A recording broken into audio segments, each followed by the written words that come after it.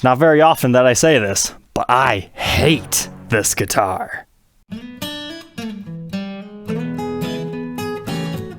Welcome back, Troglodytes, to your daily dose of guitar information, the Trogly's Guitar Show. That's right, we're talking about the last official year of the Henry J era again, when they're just throwing everything at the fan, hoping something's gonna save them from the pending bankruptcy. At least that's the way it seemed, because a lot of weird and cool models came out. We're talking things like the Chinese New Year Les Paul, you got the Moonless Night Les Paul Custom, the modern Flying V's. Basically, just check out this episode, and anything in there could categorize as that. But this time they tried the tug on the heartstrings of the cult classic BFG. So 2007 into 2008 is the first original years of the BFG model. BFG stood for Barely Finished Guitar because that was the name of the game. There were no pickup covers, no pickup rings, they were barely finished and they were awesome. The initial ones didn't even have truss rod covers on them. These were very interesting reptile-like top guitars. They had a P90 in the neck, a humbucker in the bridge, cool wooden knobs, a kill switch. They were actually chambered. They were highly unique. The first handful were actually hand-signed by Les Paul on the headstock, but the initial three colors were trans black, cherry, and gold. And there were some limited edition colors as well, like ink blue. And most importantly, people loved these things. They were affordable and they rocked. So in 2009, you got some new limited editions, like Sweetwater did a natural finish. There were also some artist signature ones. Yeah, Zakk Wylde had a rough top Les Paul, which I believe gave inspiration to this later BFG series, but he also got signatures of it. He had his bullseye and buzzsaw design put on one. Even Gary Moore had a signature BFG. Then following that up in 2011, you have some other cool custom colors like the Gator Green, which is my all-time favorite. You can check that out in this episode.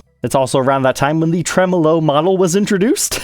That was some pretty weird, crazy stuff. And that's also around the time when they started to switch the fretboards from rosewood into baked maple and some other alternatives. And that's when these disappointments came out. They took everything that made the BFG successful and stripped it away and gave us this husk of a being. I can't even look at it. It makes me so upset. So basically, anybody who is a big fan of the original BFG runs absolutely despised this new run. It might have that same really cool rough top look to it, but all the best parts were taken away. You now had the option of P90s or humbuckers, so there are actually two out there. But that was the most magical thing, the fact that you had the P90 in the neck and the humbucker in the bridge. So they really standardized it and just tried to make it like a normal Les Paul Studio, but gave you the option. So, okay, at least it wasn't just humbuckers. But what is this? I thought it was a barely finished guitar and it's got a cover on it. What's all that about? The original BFGs, yeah, not even the P90 had a cover on it. Did you like those sweet wooden knobs, my friends? Too bad. They're gone. You get plastic. You don't even get your kill switch anymore. It's just a regular toggle switch in your regular location. The original ones were chambered, and that was part of their mystique and majesty. I don't think a lot of people understand that they're actually chambered. But what are these guys? Not chambered. Are they solid body, though? No, they're ultra modern weight relief, which is this version over here. You got that whole V shape in it. So I'll let that pass. It's unique and different. Okay, if they're going to take away all those other cool elements, they're at least going to offer some cool finishes like they did through the lifetime of the other one. Nope, your one color is Ebony. Although, to be honest, if you're a collector trying to get one of every BFG, that's a blessing in disguise. But how about our fretboard? Did they go back to original specs and give us rosewood? It looks like it, but no, this is actually torrefied granadillo. So kind of playing on the later made BFGs. So I don't know if that's a diss or not. Same thing with actually putting a truss rod cover on this. They pretty much just took all the charm out of the BFG model. However, I've got to say, now that I have it in my hands, it is still pretty cool, but I think it's because I got the P90 version. The humbucker one just doesn't interest me. Even the spec sheets don't even tell you what the pickups are called. They just say open coil humbucker. But these were offered at $1,000 brand new, $999. They were originally offered with a Gibson gig bag. The seller of this one just happened to give me an old case. Honestly, I would have rather had the gig bag. It's that bad.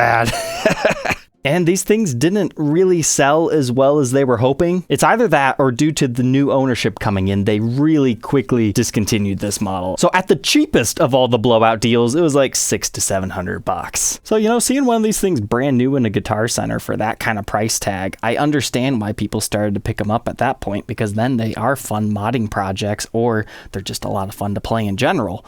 But now that they've disappeared off the market for a couple of years, these things are starting to get priced all the way up to original BFG pricing on the used market, which in and of itself has been going a little bit crazy lately. Original BFGs are generally anywhere between like $12 to $2,000. It really just depends on color and condition. But when you see people starting to ask $14, $15 for these, it's like, I don't know if they're getting it or not. But when this one showed up on Reverb at a fair price, I thought, all right, let's go ahead and document this thing that I hated so much when it came out to give it a fair chance. So to learn more about the 2018 BFG and give it a fair shot here, let's throw it on the workbench to take a look at its parts and specs before we give it a play.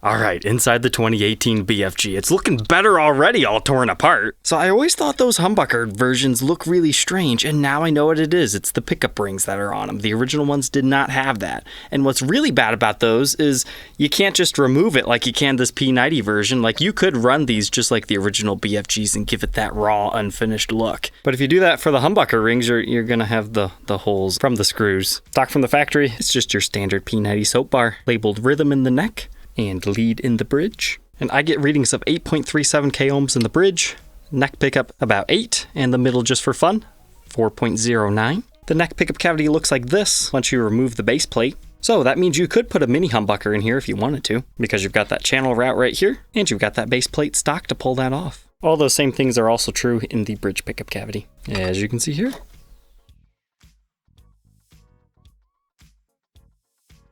Okay, let's talk bridge and tailpiece. This one utilized the standard at the time Allen key adjustment posts, so you don't have to use the thumb wheels if you don't want to, and was made by Advanced Plating Incorporated.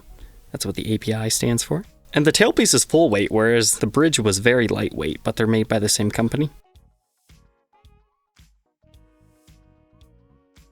But yes, sadly we have plastic knobs and a standardized control layout, meaning 2 volumes and 2 tones. Now what's nice is, if you wanted to, you could install a similar kill switch up here, get rid of one of your tones and wire it up like an original. But at that point, you're just better off buying an original, unless you could have got these at closeout prices. And after feeling this one as compared to my original BFG, it could just be this example, but it feels like these ridges are not as pronounced and it doesn't have as much of a belly carve to it. Now, it's not a huge difference. If I didn't have them side by side to compare, I don't think I would have ever even noticed it. This is actually still a very attractive looking guitar, if you like how a BFG looks anyway. I've just always found these things fascinating, very crocodile gator skin like. That's why gator green's the coolest color. But at least they got the aging to these right. They just kind of lightly sanded down the sides and did that to expose the natural wood underneath to give it that whole translucent ebony finish. Had they had not done that, then it would be just a complete disgrace. So you can see some worn through areas right here. Now there's a couple of dings on this one, like right here. I doubt that was from the factory, but I guess it's possible. But they were lightly relicked. I don't know if that's necessarily the best term. That's just how they made this finish look like this. But talk about really shoddy craftsmanship. The original BFGs, they do have this little shelf right here along the neck, and I always thought that looked bad. But this one was like extra chewed up.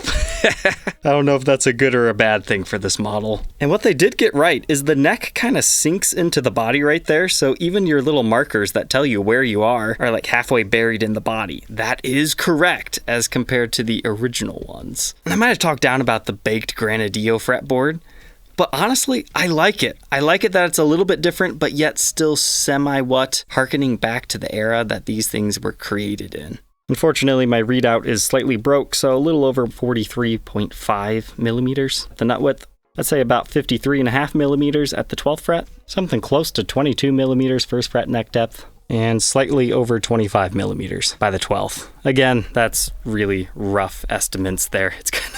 It's kind of hard to read it when it's at an angle and you got a shadow and you're holding the camera in your other hand. Here's that neck profile at the 1st fret and the 12th fret. Just kind of widens up. And I know these are billed as chunky necks, but I mean, they're not huge. It's like Gibson USA style of 50s, not like huge baseball bat, just rounded.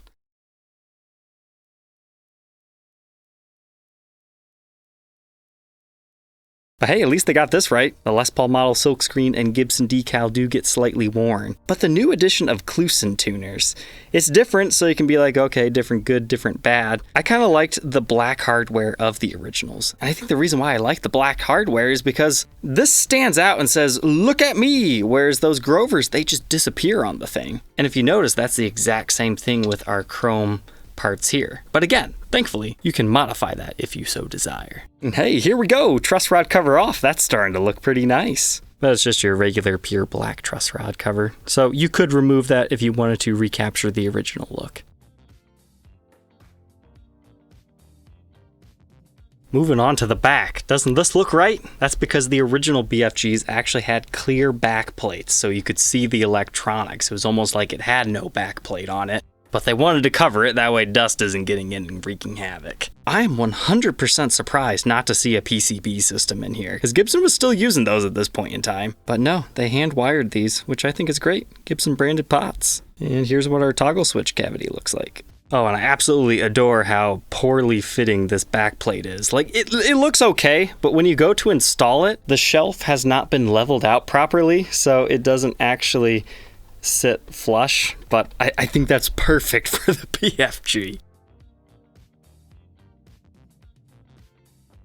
We've got a black plastic output jack plate, and here's what the edges look like. Pretty basic, nothing too crazy. Strap buttons in our usual locations of the normal size.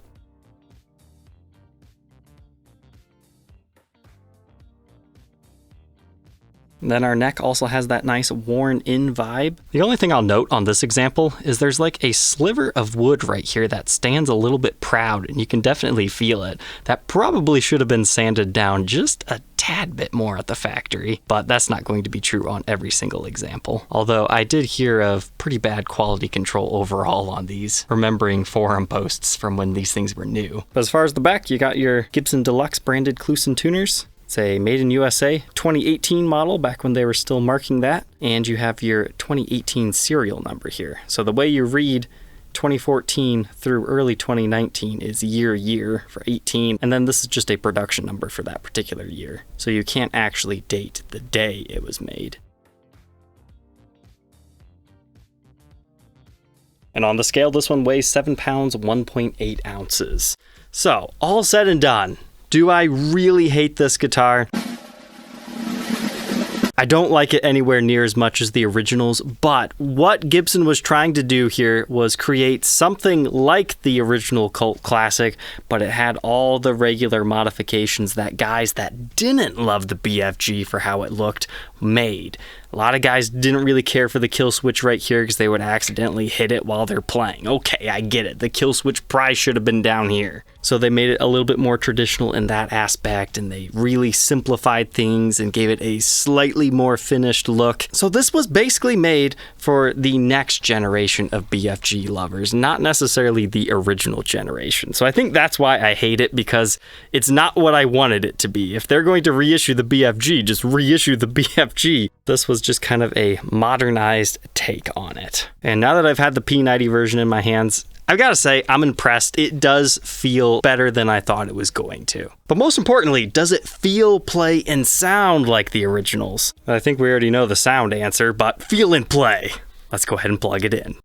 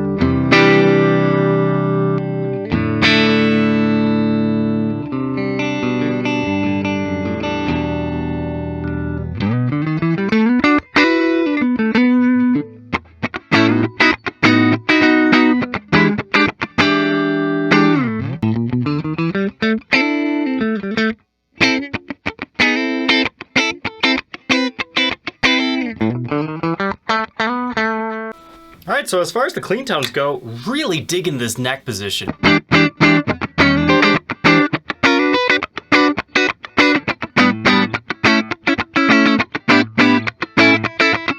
In the middle position, blending them actually sounds just as good. The bridge sounds a bit weak to me on clean.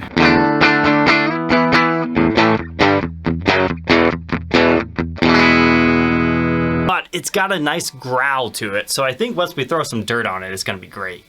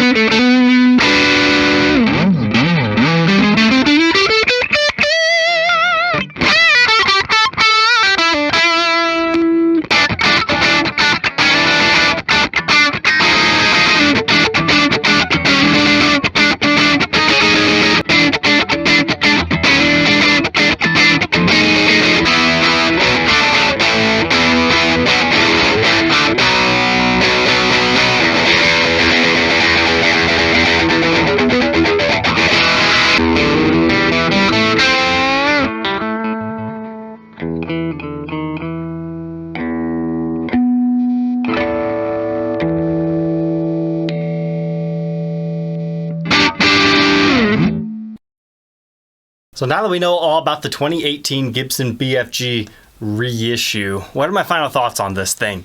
I really wish they just would have called it BFG 2, because then I could like it a little bit more. Because this thing is fantastic. I'm kind of ashamed that I scorned these things so much when they were brand new, because they were just trying to bring the BFG back, make it a little bit different, but this video exemplifies and exaggerates how everybody felt that loved the originals of how they felt with this. So if you were a lucky one to pick one of these up at closeout sale pricing a couple of years ago, just know you have a very interesting piece of Gibson history, because I thoroughly enjoyed this. The bridge pickup sounds pretty good with some distortion, but the neck pickup just truly steals the show. Now, would I rather have a humbucker in the bridge? Maybe, just because that's how it was originally. But I tend to find myself really liking P90 pickups over humbuckers sometimes, so it's nice to have an option of one that doesn't have that humbucker. But generally speaking, if you could get an original BFG at the same price tag as one of these, I would still suggest going the original. But if you can get a decent deal on one of these, I think you're going to be just as happy. And I guess I'm gonna have to try the full humbucker version at one of these days as well, because I'd like a complete BFG collection, just because I think these things are really cool. So ultimately, if you like the specs of this one and you've tried the other BFGs and you weren't a fan, it really does feel and play very similarly. I was expecting it to feel completely different, but they did nail that part down. It's a very resonant guitar. It was calling to me to play a whole bunch of different stuff. It's got a really interesting tonal character to it. This is a guitar I would totally be comfortable just, taking around gig to gig, just beating it up, having a good time, because it's got that whole satin finish on it that just slightly glosses over as you play. And I guess as far as all the BFG models go, it's not the craziest one. That probably belongs to the 2007 Guitar of the Week BFG that was a CFG, but we'll save that tale for another day. Alright, Troglodytes, don't forget to like, comment, and subscribe, and we'll catch you tomorrow on the next one. Take care.